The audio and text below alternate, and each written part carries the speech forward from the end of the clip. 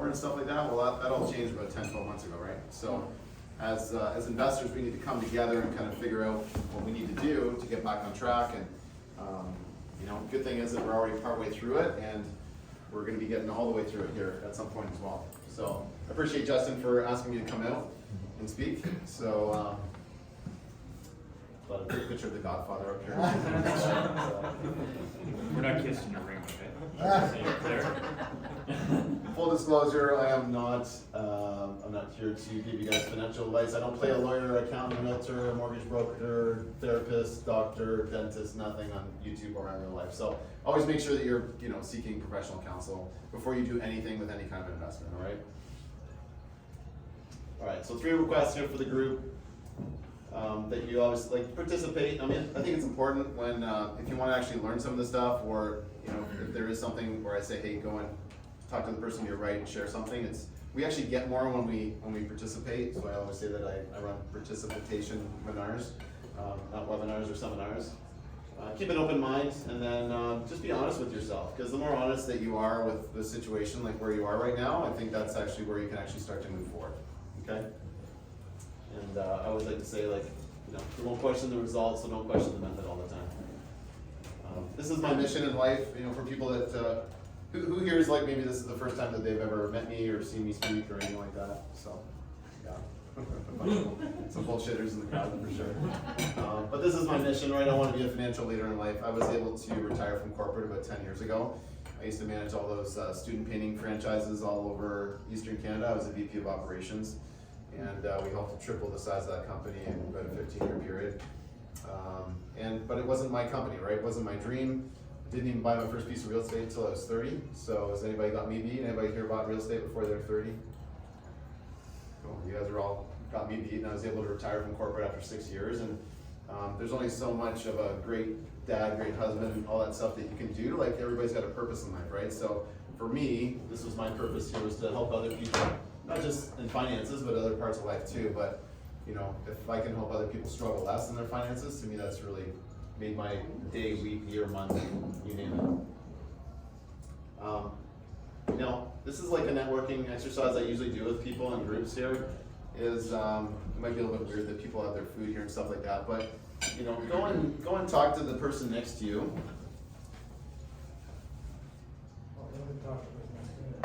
Because I want people to share, like, what is your biggest goal this year? And then what's also your biggest challenge? And then we'll have some shares afterwards here. So let's just have that kind of go around through the group. If you've been speaking to the same person all night, try to speak to someone that you haven't talked to. But you know, don't be afraid to share your biggest goal, your biggest challenge here, and then I'll get some shares here. So, because I want to see some trends here in the group, some patterns, so I can actually inform you guys a little bit better too. So, all right. You guys were such a chatty group earlier.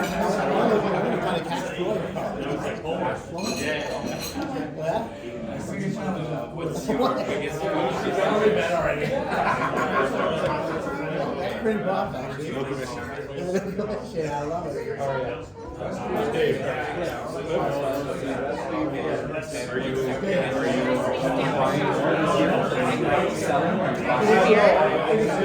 you done with this, bro? yeah, I'm all done. Yeah. And did you win another beer? Is that what you're asking? We got that. That was, it's loud, it's hard. I'm okay. You're good. Are you doing okay?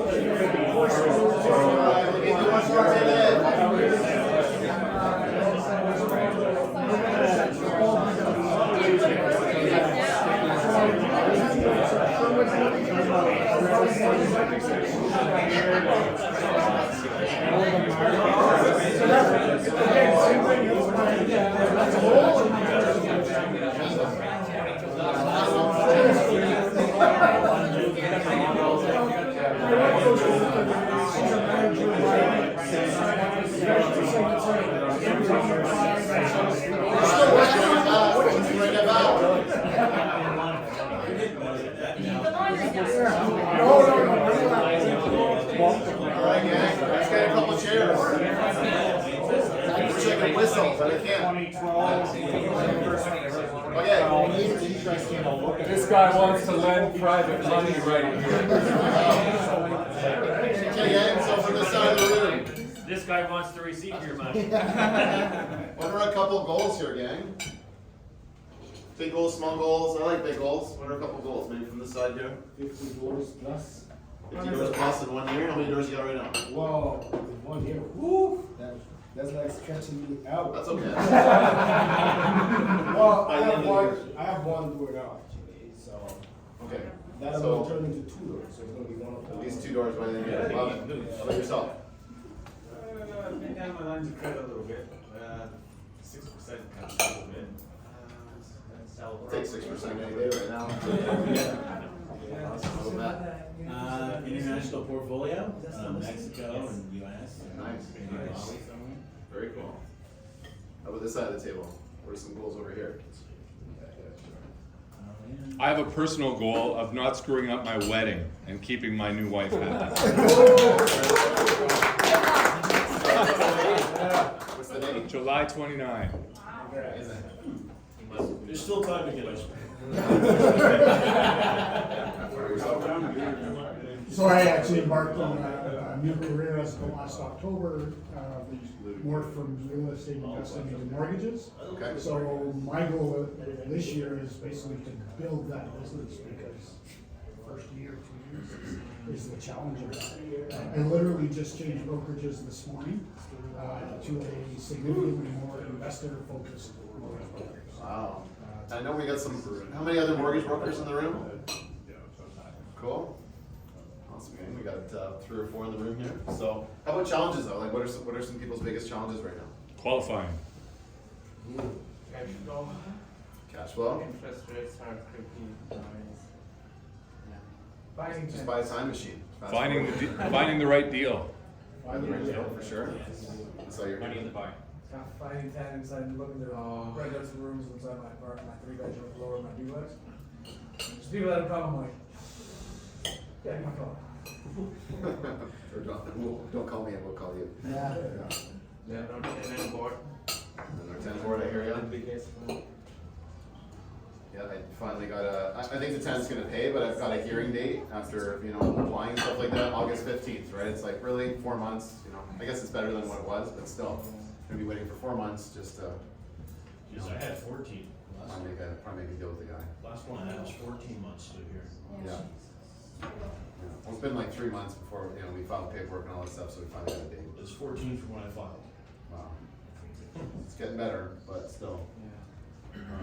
But no, it's good to understand people's challenges here, and as real estate, like you need to look at real estate as a business. We also need to look at it from an unemotional standpoint too. If you're too emotional about your problems, you're not going to be able to work on them properly, right? So you got to kind of be able to jump in the helicopter or the airplane, go up to the 10,000 foot level, and just go, look, this is an issue, but there are things that I can do about it. We'll talk about cash flow and what we can do to improve our financial situations and stuff like that.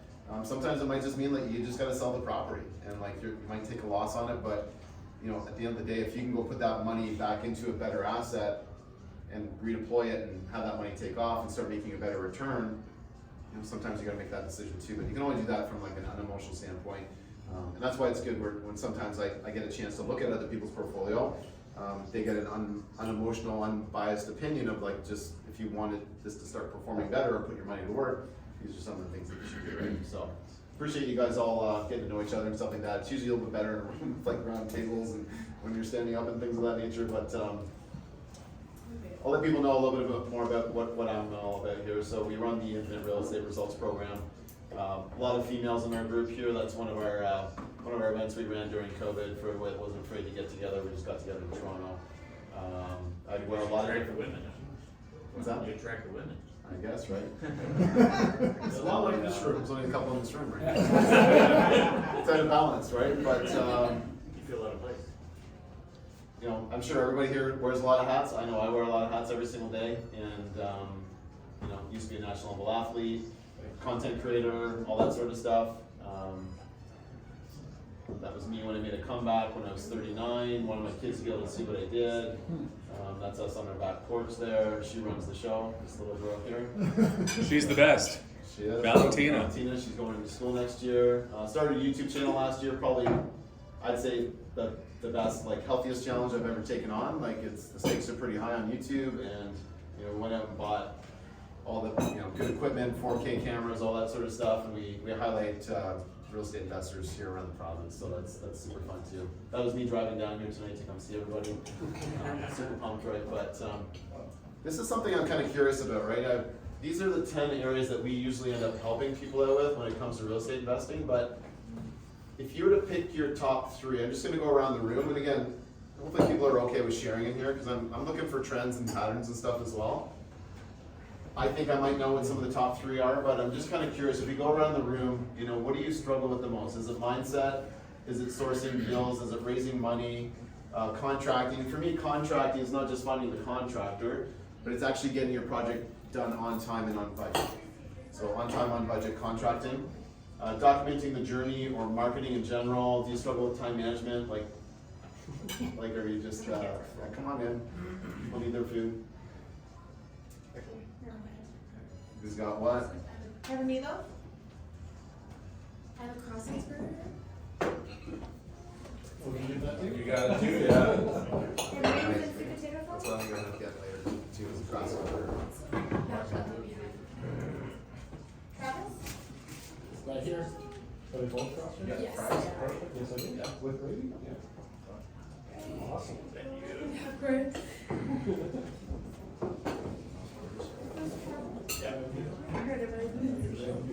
Trying to balance it out, right? Yeah.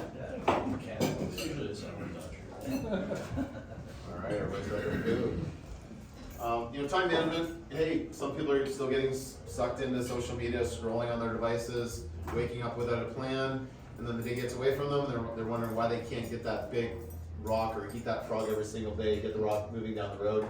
Struggling with area, struggling with the right strategy these days, negotiating deals, admin, power team. You know, so maybe we'll just get some shares from around the room, like what are 3 things that people are struggling with the most? And yeah, we'll just kind of roll around the room. How about yourself there? Sourcing good financing deals, lots of bad deals across my desk. Good deals. Okay, so finding good deals.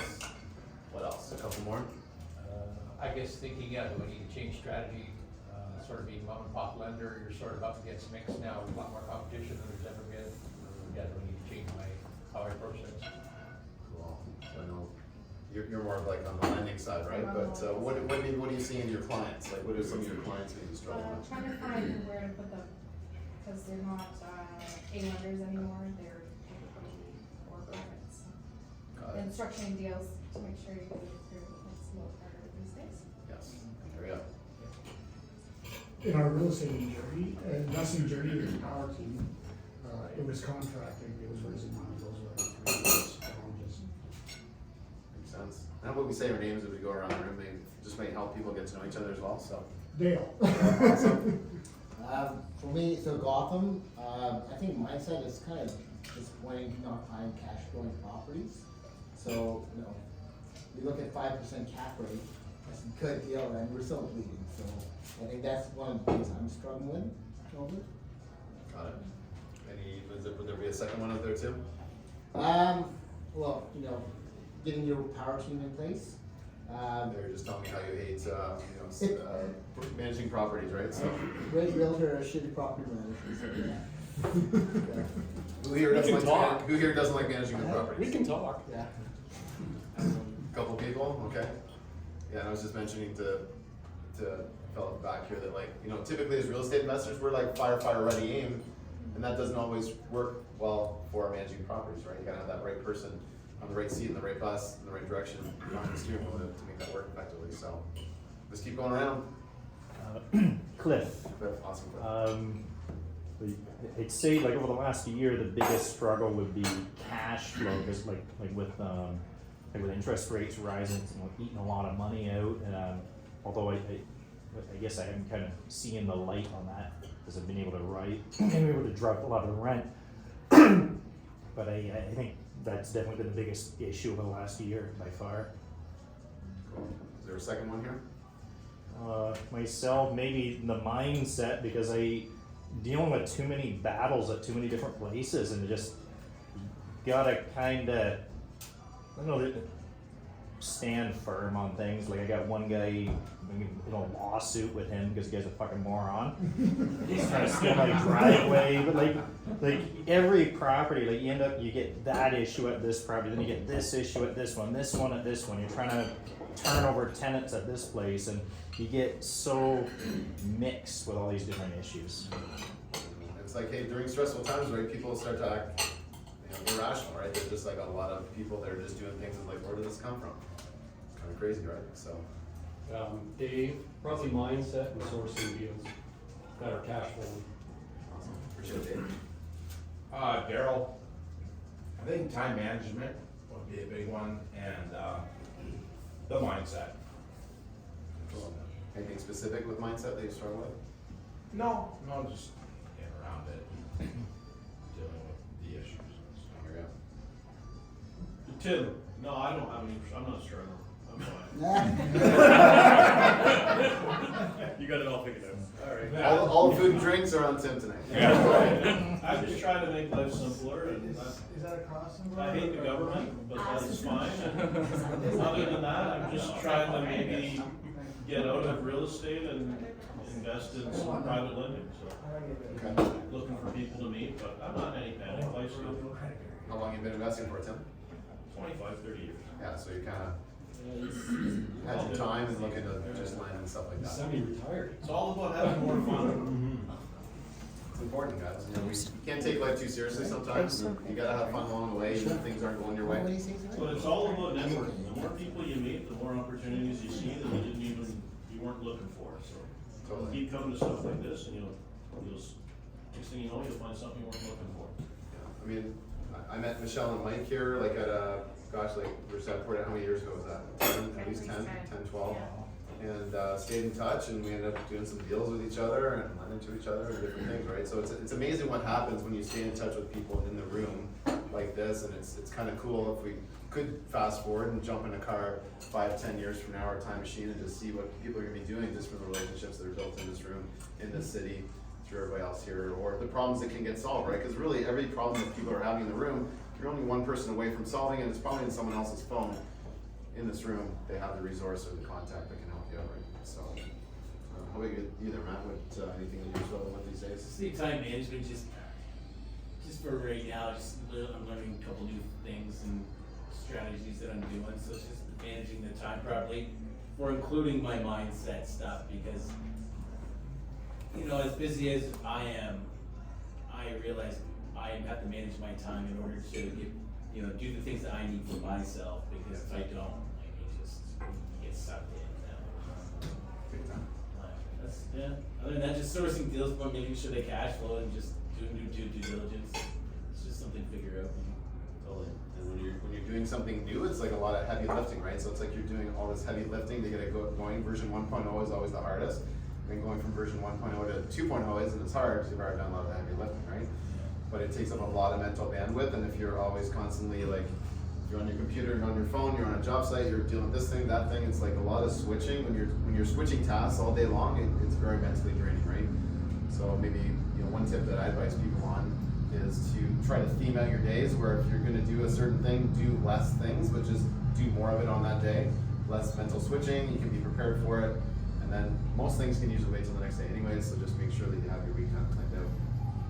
Big time for number one. Yeah, yourself, right? Yeah, so true.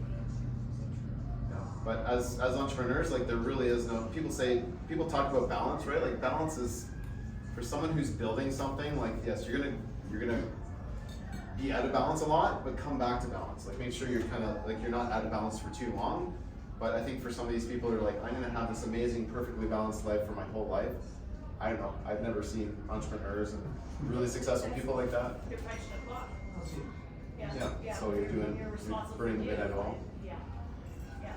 But it's gonna be worth it, right? If you're enjoying the journey, if you're having fun, it doesn't seem like as much work, right? But if you're constantly dealing with lawsuits and idiots and everything and all kinds of different properties, I can see how that can be challenging, so make sure you get the right help, right? Cool, a couple more here, guys, and then we'll keep moving on. So, any other shares here? Well, for me, it could be like raising money actually. Yeah, so I'm looking to scale, right? Because I'm kind of new to the contracting game, and so I've been doing it for a while. You know, I know so much that I can see what a customer wants and make it a reality, right? That's why my business is called United Vision Over the Services, right? Cool. So yeah, we see the vision together and make it happen. So. But for me, scaling my business would be raising money for one, right? Negotiating the deal, and obviously sourcing, right? So sourcing it, you can negotiate it, you can have the funds to lock it in, right? So, and I mean, mindset for sure, I can't let it out. I know that's four, but I mean. It's okay. So yeah, I mean, for that, I think it will push me to the next level. And you know, to just discover some potential within me that I haven't discovered, right? Awesome. Very cool. One more, sure. Dwayne, I would say clarity, because that would solve all of the issue. If I knew exactly what I was focusing on, it would make it much easier to manage your time, right? Like time management is actually kind of a lack of focus. It is, like, you can't manage time, right? But you can manage focus. Yeah. Right? Time is always moving. Like, Bill Gates has just as much time as you or I or anybody else in this room. But they're definitely focused on different things throughout every single day, and they've set their life up in a different way too, for sure. But you bring up a great point, Dwayne, like clarity. So many people have struggled with clarity because like real estate is a very shiny object kind of a game. And you see someone else on social media, they're doing this or they're doing that. You might just be getting started, but you're like, no, I want to get an Airbnb in a foreign country and house hack and all this stuff. It's like, keep in mind, like, where was that person coming from? That might be their end game, right? And your beginning game is going to be different than their end game. So if people need help with clarity, I usually recommend really spending some time, go on the internet, or if you sign up on my mailing list at the end of the presentation, I'll send you a list of 50 values. If you actually spend time and you zero in on those values to your top 10, and you know what the top 10 things are, most important values are to you, that's gonna help you with your North Star of making all your decisions, right? And that's actually your 5-year business plan. If you know what your values are, that's gonna be your 5-year business plan. Because business in the world is moving very quickly right now. If you try to make a 5-year business plan, you're gonna change it in like a year. But if you know what your values are, that is your business plan, because everything can be filtered through those top 10 values. What's the most important to you and your family? It's important, right? And that's where you get clarity from. But clarity and then focus, if you have those two things down, you can execute. And execution is one of the hardest parts because most people don't do the first two things right.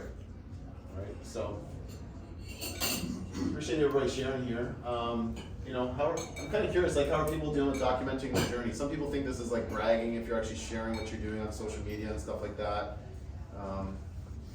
Thumbs down. Because, I used to think like, it's like, do people really watch this? Are people really paying attention? But when you are, you'll actually be surprised who might reach out with a deal, or it's like, hey, I've got some money that I want to lend. We had one of our students in our group, just by documenting the journey, he had a friend who was in touch with like, this is like the craziest story ever, but like a group of monks, okay? And this person came into some money somehow, or the monastery did, and they were willing to lend it out at 3%. This was only 6 months ago. So $300,000 at 3%, would anybody take that? Just because they weren't afraid to document the journey. And they just drop a post of what they're doing once a week, and it goes a long way, right? I've had people literally like reach out to me with deals or money or you name it, right? Other opportunities, just by being relevant on social media. I'm obviously going all in on it because that's sort of like what I do, and that's a big part of my business. But I met my videographer during COVID. We did a sizzle reel of a flip that I was finishing up, and he was losing clients and stuff. And I said, hey, I don't know, you say I should have more video content, let's just shoot video content, right? So we did. And now it's like we've got so much in the bank that we just keep posting almost every day. So don't ignore any of that stuff. It's important. Kind of curious how people are thinking if they're moving towards the next $5 million in equity. Because $5 million, you can't do much with $1 million anymore. You can't retire off $1 million, but you could do not too bad off $5 million. And this is where I want people to be honest, right? Do you see that you're moving to a fast, medium, or slow? And here's the definitions. Fast is going to be like 3 to 5 years. Medium is going to be 10 to 15 years. Slow is going to be 20 plus years. Where do people see that? Medium? Anybody fast? Cool. Fast is challenging. And the reason why I have it is, That's how I feel with banking.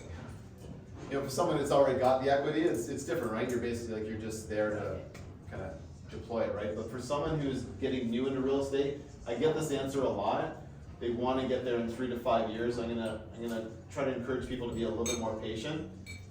Because if you really want to get there, you literally have to live the life of a founder. Like, yes to everything, lots of 14, 16, 18-hour days, sometimes all-nighters. Like, you won't really have much of a life. You will get there, but you're definitely going to sacrifice some things along the way. And again, that's probably people that want to get rich fast, get rich quick, but why not get rich for sure? So I always encourage people to point towards this, slow down a little bit, build a team, build the right foundation, have more fun along the way, do business with other people, and you'll probably get there for sure, right? This is probably get there for sure. This is like Maybe go bankrupt. yeah, maybe, right? Burnout, stress, mental breakdown, depression, whatever you need, right? Or you won't see your kids, you won't see your wife, won't have much of a life. So, but I'm sure as a group you guys can definitely beat this, right? This is maybe a little bit too slow. We don't want to take 20 plus years to get there. You can do that by saving 10, 20 grand a year and just putting it to work at 5 to 7%. All right, so here's some tips for the group here. For people that do want to they can't get there themselves, and I know a lot of people, some people are either pro joint venture, some people aren't. I've done a couple joint ventures, one of them worked out, one of them didn't. It's all good, like maybe I'm a bit of a lone wolf, but I've also got a lot of equity to the point where I can kind of fund my own projects and things of that nature, or just go raise the money for it. But if you are gonna partner, these are the tips I have for people because I've seen partnerships go wrong. You just gotta make sure that you both have the same goals, you have the same work ethic, you're both invested in yourselves, and you have like complementary skill sets or personalities. Like there's some yin to the yang, right? If you just have two people that are coming together in a partnership, you're two alike, then you're both salespeople. Like what's gonna happen to the admin side of things, right? You need to have that yin and yang. It's very important. If you don't have the same work ethic, if someone is in their 30s and they're trying to live that founder life, and you're partnered up with someone who's in their 60s and they're kind of like, hey, I'm kind of checked out, there's going to be a disconnect there. Got to have similar goals, right? And if one person's really into growing themselves and their personal development, the other person isn't, I could see that being a disconnect too. So when I say it's got to be a heck yes to all four of those, or it's got to be a no. So Kory, I'd add to that when you partner with someone, you're partnering with that person in their life. Yes, it's a marriage, so, for sure. If they're married and you hate their wife or their husband or whatever, right? Like, you're stuck with everything that goes wrong with their life. So, it's not just, they're a real hard worker. If they've got a shit show of a personal life, it's gonna affect your partnership. Yeah, it's get to know your partners really well, and again, it's like I just see too often people just go partner up too quickly without one person. Right, but yeah, you're very right. I mean, you're basically marrying all parts of their life. It's very true. And sometimes you just need a person, right? You just need a person. If you need money, go find money people, right? But don't just go partner up because someone's got a deal, someone's got money. Like, make sure it really is a synergistic effect before you partner up. You document contracts. Yes, got to put it all in here. That's usually what the dispute happens. Yeah. You said this, I said this, Put it on paper, for sure. Keep up your marketing and branding. Like right now, a lot of people actually aren't marketing. And this is a chance to go take some market share You know, as a realtor, do you think it's important to keep marketing or stop at this point? Gotta keep going. Yeah, right, and there's gonna be a lot of people that are falling out, there's a lot of like people that are speculators or wannabe investors, and they're not really here anymore, right? It's the people in this room, you guys are here through the tougher times, and don't be afraid, like marketing for you might just mean having a newsletter that goes out every month. It's boring, but it works really well as long as you're consistent with it. Do different things to get yourself out there. It doesn't have to be like social media or YouTube or any of that sort of stuff, walking around on your camera all the time. But just do things to stay in touch with your clients or your potential people that you could be serving. Super important. Or as a wholesaler, I'm sure Matt's still dropping flyers and people are still out there like looking for deals, right? Like don't be afraid to go spend money on marketing, because for the people that get ahead now, you guys and girls are gonna be like just slingshotted ahead of everybody once the economy improves and you know interest rates drop and prices start going back up again. Investing in yourself, like you know, if there's some of those 10 areas that you need to get some help in, like don't be afraid to go out there and like hire some professionals that can actually help you strengthen up some of those 10 pillars, right, of real estate. Positioning yourself as an expert, there's nothing ever wrong with that. If you don't have a good pitch deck right now, go polish it up, make sure you're practicing it so you're sharp. Sales and all the negotiation, all those different things, they're very perishable skills. So if you're not working on them on a regular basis or getting in front of other people where you can practice different things, different scenarios, you're gonna get rusty for sure. Obviously buying from motivated sellers, we'd all love to find more of those. Creative deal making, right? So let's talk about this a little bit. So if you're in a deal that's not cash flowing that well, I want people to leave tonight with some different options of what you can be doing. So, or what are people doing with like properties that are like you've lost all your cash flow, or maybe you're upside down a little bit, or you're bleeding? What are some things that people are doing here to help improve that? Lowering the NOE. What's that? Lowering the NOE. Okay, can you give some examples or what you're doing with your Well, portfolio? let's say, hypothetically speaking, it's a 10-unit multifamily purpose code, and it's all hydro metered into 1 meter, so the landlord pays it. It's replacing windows, replacing doors, caulking, if you can't tear out, re-insulate, putting extra layers of drywall, insulating inside your faceplates. You can even then put a Wi-Fi inside your building to track better tenant profile, and then have cameras for people that are damaging the property, hit them out at identified bases, and then you can get better tenants and raise the rates, things like that. Cool. Also doing short-term leases. So keeping it unfurnished, but just going short term. Yeah. People pay a premium for that. Changing the structure of the lease, adding utilities costs. Because if you all of a sudden just put in hydro meters, I mean, you have to do the formula and do the calculation of what you were paying in hydro, so it'll be beneficial in the future, but for that current tenant, it's kind of net the same, but long term, it's a good thing for sure. Any other ideas on how people are helping out with their current situations? Has anybody been going to furnished units, like, not like Airbnb, but just like putting furniture in them, going medium term? Yeah. How's that working out for you guys? You guys are doing that in Chatham, or? Yeah, raising the rates, rents quite a bit, $500-$600. And they tend to stay, like I've got, here's the profile of a big drug house, and we've got a helicopter paramedic, we've got an ER doctor, and we've got a nurse in there now, in our furnished rentals, so it's changing. And the rents are much better, and they're staying, like, oh, they're only gonna stay for 2 months, and I think we're on month 10 for some of them, one of them, so. Yeah, I started doing furnished rentals when my 8-year-old was born, and I just kind of dipped my toe in it because I was like, I don't have any idea what I'm doing here, but it just, you know, we went with like an economical model. We didn't go crazy to the nines and get like a stager and like try to look like the best thing on Airbnb, but a lot of people are getting into these economical furnished units right now. And for people that want to be there longer term, like 3 months, 4 months, 10 months, I've got one guy going on 7 years. He told me, he's like, I'll be in this unit for 7 years. That's how long our contract is, and we're approaching the 8th year now, which is great, right? So, and you don't have to go buy all new stuff either. One of the best things I did was I put an ad on a hiring board years ago looking for a thrift shopper, right?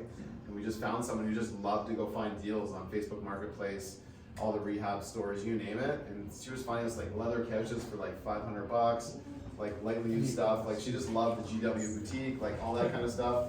And for $25 an hour, she was basically helping us furnish a unit for half of what it would cost you. And the only things we buy new would be usually the TV, if we couldn't find a smart TV, mattresses, pillows, that kind of stuff.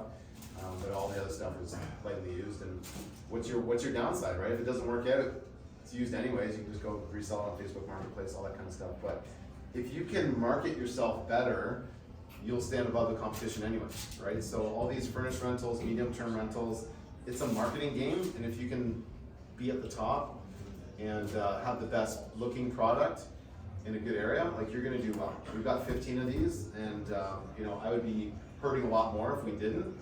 We just had one of our students actually, she put it on Airbnb. She got a client for 414 days.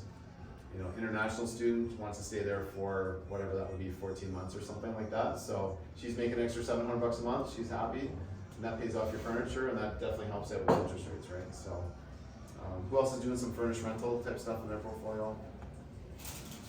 What are you doing with yours? I just have I got a furnished, so I have a duplex. I rent the top out of it and the bottom, so it's got furnished in it. I emptied one room for a vacant room rental, and then I got the other one furnished for a furniture rental, and then I live in a little room. That used to be a laundry room. I turned it into a bedroom. There you go, man. You're living lean, so you can. Okay, how old are you right now? You're 36. Cool. Yeah, my kids are old, so. Yeah. I lived in my sixplex until I was 36, but my wife was like, "We're not moving in here on you know, after the wedding." So, you know, but that's what you gotta do sometimes, right? Like live. If you can live like a student as long as you can, then you'll be able to do whatever you want later in life, right? So, very cool. Do you still have any furnished rentals, Matt? Or No, I sold most of them. I had one in Petrolia. We were looking at, you know, even like charging for storage lockers, charge for parking, extra parking, stuff like that. We looked into, did some stuff, but I stopped that a couple of years, like a year ago. Makes sense. Just it wasn't the same. Like the Airbnb kind of just died off, especially in my area. Well, just in my area, but I was looking to do furnished rental. I just moved into it. Yeah. I'm looking to sell it, Mr. Deseck. So yes, you can furnish units if you know, your other option could be sell the property. That's going to trigger, you know, taxable situation. It's going to trigger closing costs. Going to trigger commissions. And there's nothing wrong with using a great realtor. However, if you think you just need like 18 months or 2 years, you might want to sell some equity in your deal to somebody. You know, so maybe it's $50,000, $75,000, $100,000 buy into your deal, and now they get a part of the upside later on. It doesn't have to be forever either. You can draw a line in the sand and say, hey, this is only a 3-year equity buy-in, and then we're going to look at it again after that. But some people just need that, right? So that's being a little bit more creative with your deals.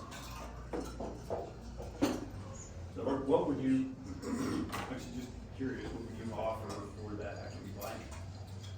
You got to make sure it makes sense, right? Because too often people are going to, you know, they're like, I need money, I need money, I need money, right? And when you're needy, that's the worst position to be in, right? People can smell that from a mile away. So always make sure that you're coming from a position of strength, that like, if I'm gonna let you buy into this deal, it's gotta make sense ratio wise, right? So if I have 150 grand into it, and I've got a bunch of sweat equity in there, then the buy-in's gonna be at least 75,000, and that's probably not gonna be for 50%, right? Because we're just talking about money, so, you know, maybe 25%, or you just let them be some sort of a partner where they profit share, or something of that nature. As long as they're getting a better return than what they could be getting, you know, in like GICs and RSPs and all that kind of stuff, right? So it's going to depend though. Some people are happy with lower return. If you're dealing with like other real estate investors, they're probably going to want more of a Shark Tank deal where they're like, okay, if I give you money, you're going to want a big cut of the pie. And those aren't the people that you're looking for, right? You want to look for more like a retail investor. Someone who's like, I didn't want to do Bitcoin, that was way too risky, the stock market is still too risky for me right now. I'm just happy making 8, 10, 12% of my money. And they're out there, right? We might think that it's hard to find them, but it just means that you got a network now. Expand your network. Sorry. For sure. All good. We already talked about higher profit strategies. I've been a big fan of, you know, rent-to-owns, furnished rentals, all these things for a long time, because they will get you through these more tougher times, right? For someone who's just so eager to do a deal, and then now they're like, it was barely making money, it's definitely not making money right now. Getting in on a trend, like I'm not sure how many people here are looking at St. Thomas, but I literally just shot a YouTube video on it, it's gonna go up this week, but the numbers are ridiculous down there. Like, do people know the numbers of what's going into the St. Thomas economy and how they're contributing to Canada now with that plant? So a new Volkswagen plant going into St. Thomas. It's over 10 years, we're talking $300 billion. And when you do that per capita, St. Thomas is going to contribute to the national, like the GDP of Canada, 10 times more than average, right, per person. So when you divide it by the population and what's going on down there, it's crazy. So biggest car plant in Canada. So, I mean, it doesn't take a rocket science to know, like, if you can just go get something down there, it's not going to be built out for 4 years, is what they say. So, what do you think about St. Thomas there, Derek? I think it's good. It's definitely, my opinion of it has changed now because of that VW plant. And I was involved in a private deal recently, partially because of what's coming down the pipeline. So my attitude about that market has improved drastically, where 2 years ago, didn't even want to go down there. Now I'm open to it. Yeah, same with Windsor. Like, I used to hate on Windsor a lot because I was like, it's overfished, everyone from Toronto went there, but their hydro needs to double in 4 years to do all the stuff that they have going online, right? With the mega hospital and the battery plant and revitalizing the Ford plant and stuff like that. So it's, you know, I think there's still buying opportunities there, but it's gonna get expensive again in Windsor, and you can still cash flow down there, right? So. Especially furnished rentals, because there's people coming into town. That's They right. don't want to stay in a hotel for 3 months, 6 months. Yeah, if you can get a triplex or a fourplex in Windsor and you can furnish it, like, you will literally have those things full for the next 5 years. Cause I got a rental agent, she's like, when are you gonna buy in Windsor? Cause I'm saying no to people all the time, we just don't have the furnished units and they don't wanna rent on Airbnb all the time. They wanna find a landlord who's okay with like longer term furnished rentals, and that's the economic model. These blue collar guys, they don't need fancy rentals, right? I've rented ones where there wasn't even art on the wall and stuff. They're like, we don't want art, we don't want knickknacks, just give us beds, TVs, stock up the kitchen, we're good. Lots of towels, lots of sheets. They're gonna wreck them anyways, but it's a couple $100. It's not a big deal, right? You just gotta expect some of that stuff. Bring in a cleaner once a month or something like that, right, to keep up with it. But yeah, but there's more examples like that all around the province, all around Canada. Buying back your time. I'm a big proponent of this. So some people are saying that they're struggling with time management, but you gotta look at all the things that you're doing on a daily, weekly basis, and how many of these things should you not be doing, right? You need to fire yourself from some of these jobs. You don't need to cut your own grass. I remember I cut the grass on my rental properties until I had a second property, then I'm like, I'm not cutting grass anymore, right? Like, there's no badge of honor for doing this stuff, and just because you can do something doesn't mean you should do something. We've actually had one of our students, he almost cut his thumb off because he was trying to do a handyman repair at 6 in the morning when he was still half asleep. And he's like, I should have just like let my handyman do it later that day. I was just so eager to get it done before the rental showings and stuff that day. So buy back your time if you can. And we talked a bit about this in the beginning, but have perspective, remove the emotions so that you can actually make logical decisions. And real good investors here, gang, they anticipate things, right? They don't react. So if you can anticipate things like where the market's going, what's going to be happening. I mean, there's really big funds out there, big real estate buyers. What is it, Blackstone? BlackRock. They just opened up a $30 billion fund, right? So they're buying. They know that commercial's going to start to hurt, residential's going to start to hurt. So you'll make sure you're just buying in the right areas. Great time to learn how to attract capital. We kind of talked about. So what happened to number 1? Sorry. If you go back, your list started at 2. I was waiting for number 1. It's just a full page. Oh, there it was. That was all good. Partnerships. It's all good. I should have woke up. All right, so you know, Justin probably doesn't like this, but you know, making unreasonable offers. I mean, but if you see something that's stale, sitting in the market, has a lot of problems. I mean, nobody's making offers on them.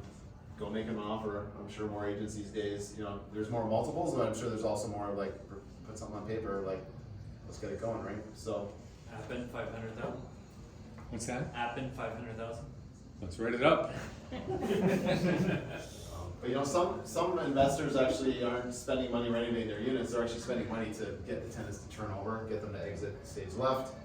You know, if you have $100 grand, I know Kellen was talking about this at Unreal last week, but he's like, if I had $100,000, like why not go and spend some of that on cash for keys, do really quick rental, like just paint and clean it, get the rents back up, and you know, have those people move on, right? You might not be be able to do it for everybody. Some people are definitely better at it than others. Some people actually are out there that you can hire to do this sort of stuff. There's some really good paralegals out there as well that can help you out too. Number 4 is starting to happen in the States right now. I don't know if people have ever heard of sober living kind of buildings. It's gonna be like a student model, but for adults. And it might come up to Canada because you usually see these trends in the more expensive cities like LA and all those different things first. But they're literally just taking a house, chopping it up into a whole bunch of different rooms. And some of these people just, like if they wanna live in that city, this is really all they can afford. They're paying $900 for a bedroom with a little bit of a counter space on here too, with a sink and a hot plate. They're happy, they can get 8 to 10 of these in a house. So this kind of stuff, if our values of our homes keep increasing and money stays expensive, we might see more of this up here in Canada as well. Is that like the co-living? Yeah, Sort of yeah, just call it sober. Like you're not gonna be renting to drug addicts and that kind of stuff, but it's like co-living and all this stuff it's happening, right? I don't think home prices are gonna come down, you know, like crazy. It's like the price of wood, right? Went up like crazy, kind of came down. It's not gonna be as cheap as it used to be. So. Do they like share common spaces or? Yeah. Yeah, There's kind one of in London split that's called because farmhouse. It's like the Golden Girls, if you remember that show where you have a bunch of adults living together, but they're not necessarily 80 years old. They're just sharing a house and sharing a kitchen and a bathroom. And I've seen, there's a company in the States called Auto.co, I think, that does it. There might be 3 or 4 bedrooms in a unit, and they're paying $600, $700, $800, $900 per month for a limited number of services. So do you want linens? Do you want, you know, meals? I think they even do for some of these people. Yep.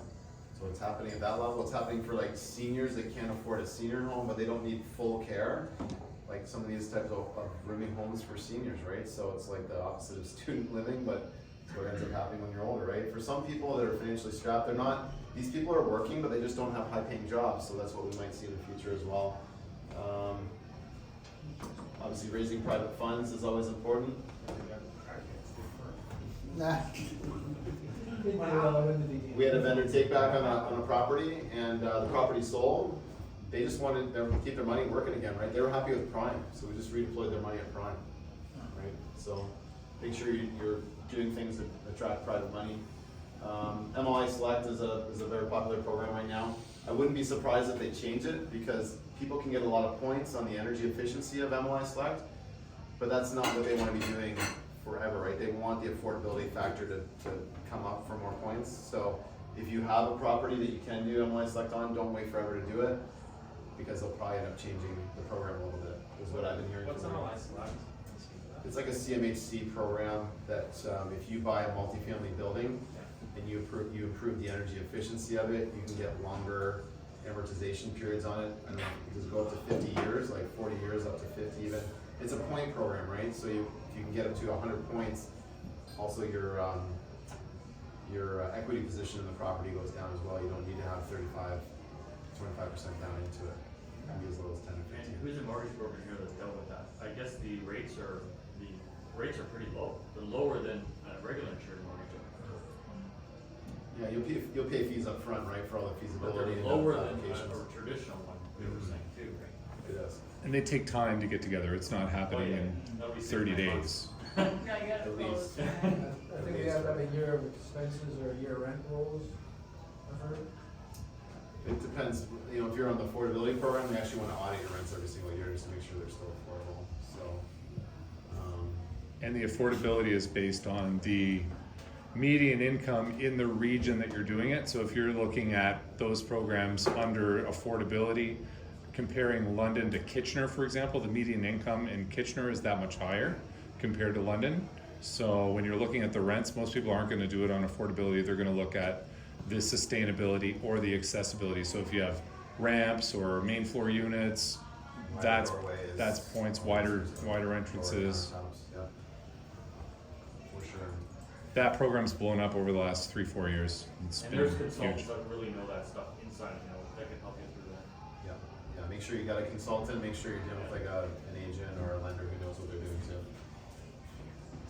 Number 7 is kind of interesting here, gang. If this is probably stuff that Justin sees come across his desk once in a while. Like when you have an investor-friendly realtor, if you're tired of competing with like just multifamily type properties,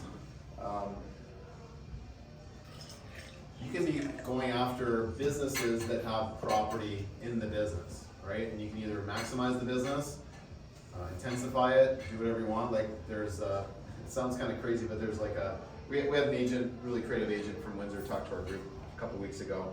There's a pet crematorium in Windsor right now, the only one this side of Toronto. They basically pick the price of what some of this stuff costs, and there's so much extra space in there. They're like, you guys, like, it'd be like being in this room, and like they run the business with this much of the room, but then there's like this much left to go and rent out space and turn it into a studio or do whatever you want, right? So there are opportunities out there. Businesses are gonna be hurting, commercial's gonna be hurting. There's gonna be, I believe the stat is that most baby boomers businesses, like 65% of them will not get bought out or not be taken over by their kids. So, you know, look out for this sort of stuff. If you're an entrepreneur at heart and you would love to have a business with real estate, there will be opportunities out there for you. So, just to get people thinking, you know, open up your mind to a few different things. When I poll people, these were the top 3 that I usually find: raising money, finding great deals, contracting on time, on budget, and then being able to negotiate. So a lot of the similar trends here in the room. They're usually pretty universal. And these are actually skills, right? If you don't actually have these skills, it was easy when the market was going up to do some of these things, but now that the market is flat, we have to actually be creative and have skills, right? I do recommend that people end up working on this so they can get sharper and not be challenged as much in these areas. So that's a lot about what I had for the group here, gang. Like definitely we can do Q&A, we can kind of like talk amongst the group here, but if people want to be on our mailing list here, we do webinars every single month. We do monthly meetups and socials. Like on Sunday, we're meeting about 50 people at the rec room down in Mississauga. And we just want to bring people together. We're actually going to be doing market updates for all around the province, and we're bringing in someone actually to talk about MLI Select, CMHC MLI. I'm going to be speaking at the Multifamily Conference, and we're working with a few other speakers there to do a pre-launch party. It's going to be very cool, very posh. But the only way you can really find out of it is if you're on the mailing list. So people want to open up their phones. I do have a couple favors for people to do while we're here. Might as well get on the mailing list. Just look me up, Kory MacKinnon, on Instagram. And then it's in the link tree. So just go in the link tree bio. And you know, follow me on YouTube, follow me on Instagram, much appreciated. We've got over 1,000 followers on YouTube, and we're monetized now, so that's kind of cool. I think we've made a total of $5 since we've been monetized. Solid. Yeah, you don't do YouTube for the ad revenue, but. So Kory, what are you most excited about right now? What am I the most excited about? Yeah. His 5th child. Is it speaking? Is it investing? Is there a certain part of the market? For sure. And I've been giving back and helping people from a very young age. I really do enjoy helping people. Like, I'm excited about the market coming up. Like, to me, money is just an input cost. Like, yes, I don't want to pay 6-7%, but you know, we don't really have any other choice right now. I do know that there will be opportunities out there. Like, we've never seen this. I've never seen this in my generation. I mean, I remember seeing my parents getting high interest, but I know that people are going to need to get out of properties. And if you can actually be marketing and working with like investor-friendly realtors and stuff like that, this stuff isn't going to go to the market. Like, it's just going to be like, you know, Justin's got so many mouths to feed, and he's going to feed the ones that people that he knows can close and that sort of thing, right? So I think there will be, you know, you may be at a different, you know, stage or phase in your life, but there'll be some great lending opportunities. Maybe you don't just lend, but you lend and get an equity position in the property. I think the one thing that people are missing is that we're not at high interest rates yet. Yeah. You know, like 6-7%, right? Like, this is historically still low. For sure. So, you know, even when interest rates were 3, if you didn't have a plan that made them work at 6 or so, you probably shouldn't have bought it even then. You know, like when I started buying, interest rates were 8-9%, and caps were always 2% above that. And right now, the problem we have is that interest rates are 6, but caps haven't gone to 8. Yeah. And the reason why is because there's so much under market rents that people are still figuring an 8% return, but it's not there today. Like a cap, and people don't even understand understand what cap rate is. A cap rate by definition is today's return on investment. It's not the expected return on investment. People always say it wrong. They say, oh, it's got a potential 8 cap. Well, it's not a cap if it's potential. But Never pay for potential. But that was the thing, is that if you think interest rates are high now, you will have a time in your life when interest rates are a lot higher than they are today. It might not be in the next 5 years, but it's gonna happen. Like these are still really low interest rates, and there's still so many opportunities. So. US, it's 8%. Yeah. There you go. 8's not high. No. Like it's higher than here. That's Yeah, it's above neutral. It's not good. It's, but it's not high. So I think people just have to get that out of their mind and start not waiting for things to change, because we're in a good time still. You just have to figure out how to find the opportunities. Yeah, a lot of the smaller stuff that's selling right now, I think you probably have a lot of clients where it's just like, this is a mortgage helper. Like this, I'm not buying this triplex or whatever as like a cash flowing property. I'm buying this as a mortgage helper, right? This is my first house hack, this is whatever, right? And, yeah, over time, as those multifamilies sit for longer and longer, then they gotta come down in price.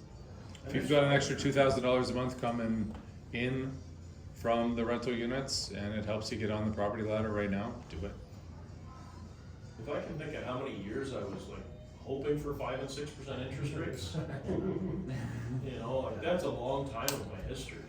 And, so First property I bought was 6, like that's when rates were at 6. And for people to look at it now and say 5 and 6 is high, I gotta wait for it to go back to 2, you might be waiting your whole life and you're gonna miss all your You're not gonna see 2 again. No, there's a lot of people that think you will, right? Yeah. They're just. Oh, they're the ones hoping for the housing crash. Yeah. Don't really understand that, what drives they'll still be waiting 20 years. Yeah, I've got some projects that I wanna get online now that they've been put on hold because the kids were really young, or it's like our coaching business was like doubling and tripling every year for the last 3-4 years, but, church development, we've got 10 acres of land that it needs remediation, so we're gonna start the remediation process this year, cause that's gonna take a year or so to do. So, we bought a storage facility that we wanna double the size of it, cause the cost of construction on that is very low. People are very materialistic, they need a place to go store their stuff, like, it's awesome. And that business has changed completely. It used to be back in crappy industrial parks, and now it's like retail sites, it's, people want air conditioned, it's completely different than the business it was 30 years ago. Yeah. Anybody else here into storage or have storage? Not yet. Invested in storage. Cool. Private equity, so. Is that a good business to get into? Oh, yeah. Oh, yeah. Well, look at how You just many- gotta make sure the market's not saturated. So if you can get into a market where all the numbers make sense, like I knew a person who, we were doing some work with them, and he bought a really nice piece of property out by,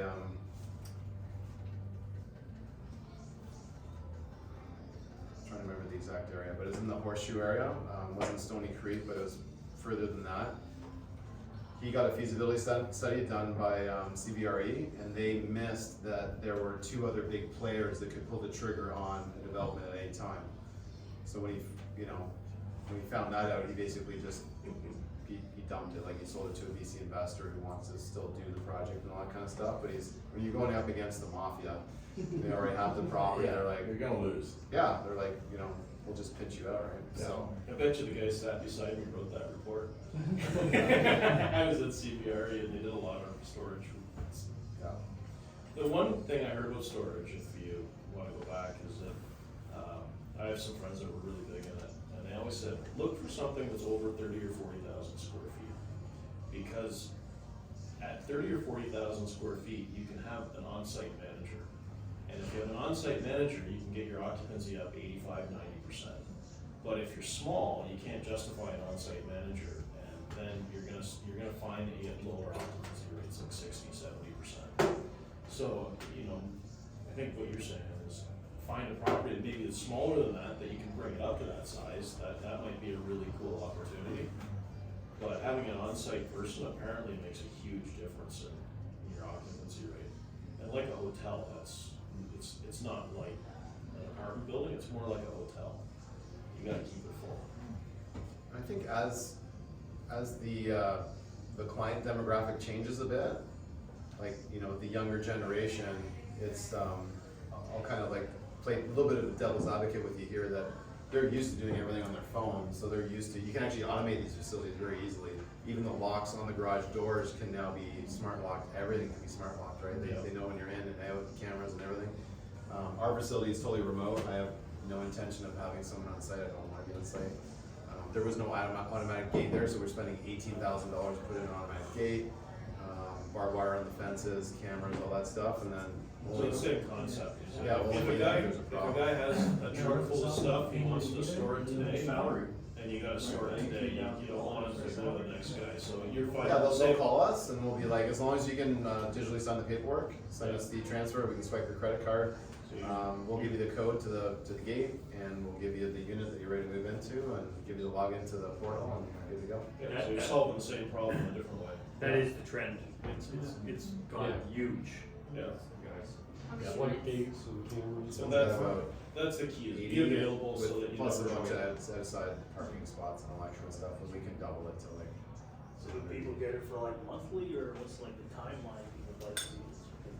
You know, everybody here's got the ideal avatar for the rental units. Like for our storage units, it's like the person who wants to just store the stuff from the estate sale for, they don't know how many years they need to sort out their parents' stuff, right? And they lose the key. What's that? They lose the key. You know, we try to avoid some of the people that just need 1 or 2 months. I mean, if we have empty units, we'll rent to them, but ideally it's 3 months or more. We do incentives at 6 months and 12 months and that kind of stuff too. Where you wanna look at it is like you see all these high rises going up here, if you have something near high rises, unbelievable what they'll pay. They have no basements, they have Christmas decorations, they have all winter clothes, they need to put it somewhere. Yes. Any condo units, like, It's huge. yeah, I'm Kitchener Waterloo right now, like. And you can have retail space on the bottom and then storage up above, right? Well, there's a U-Haul bought the TD data center on York, because there's all those apartments going up in downtown. There you go. Storage. That's Same what's thing, right there. U-Haul's very aggressive to buy more. Yeah. But they always like to have a bit of land so they can showcase some trucks. But they're franchised. No, it's corporates coming in from Texas. Really? They're coming right up, I had a number of them tied up with them. Yeah. But, so, you know, they'll say no to the ones that don't have spots to park trucks. So that's opportunities for other people. Yeah, with the cost of properties going up and, you know, less square footage, like, people just don't have the basements, the garages, all that kind of stuff. They still have the stuff. They just don't have a place to put it. So very common for people to just have a storage unit. Right? So is that a better avenue to go than multifamily rentals, or is it a different avenue? Well, 2-3 days, you put a lock on the door, so they don't True. pay. Yeah, there's no tribunal. Yeah, honestly, Storage lanes. you can raise the rates, like there's no rules around, I mean, you wanna be a good landlord, good owner, you don't wanna just say, okay, well, we're all of a sudden just jack, we've been doing like 10-15% rent raises to some of the legacy clients. Okay. But revenue-wise, are you looking better at storage units? It's all, you gotta make money on the buy, for sure, like we bought it at a 6 cap, and we knew we could get it to an 8 or 9 cap very, very quickly, like literally it was just like a couple rent raises and turning over a couple tenants, so that was nice. Right. So we did well on the buy. And you had land, Yeah. extra land, A couple extra acres we did. which is, that's the key. And building costs are about $50 a square foot, so Is that heated or unheated? unheated. Is there like special zoning for storage facilities, or? Yeah, you still need to have, like, go through the whole process with the city. It's dependent, it's different in every city. Okay. So you used to be able to do an industrial zone here, but now you can't. Because in London, there's no development charges on industrial. So they kind of realize this is a retail business, and now they want you to put it in retail space, pay development charges, which are like $20-30 a foot, right? When you build them, so. But different city, completely different rules. It's all city specific. Yeah, we bought ours in a small section, Petrolia, so just small city, easy to work with. Yeah, they still might exclude it from development charges, or they might be low, or. And extremely easy to sell once you want to dispose of it. Oh, yeah. You go to public storage and say, I've got this, here's the net operating income, and then just buy it up. Is that all they're worried about? All they want to do is control it.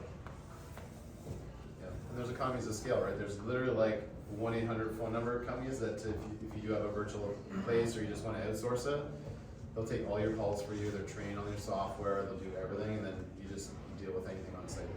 So, and it's like $100 a month, like it's like cheap, they take all your calls. So, kind of cool. Yeah, it's gonna be the multifamily conference. I do have some tickets to the Fast Start training on the first day. It is more of like a, I'd say for like newer real estate investors, newer to intermediate. If people are interested in a ticket, send me an email, let's talk about it. I've got a couple extra ones. It's downtown Toronto on May 26th, or May 25th. No, Friday. Yeah, Friday the 26th. How much is it to go this year? I heard it was a lot more. It's a lot. Entry level ticket is $500 right now. It's probably gonna go up.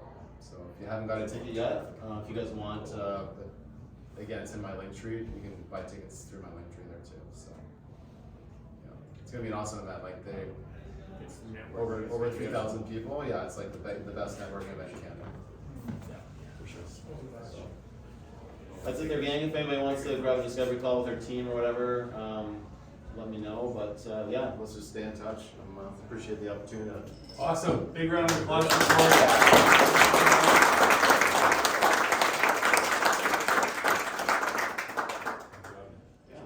So you guys are gonna stick around, have some beverages, and Nobody's leaving here before 10 o'clock. it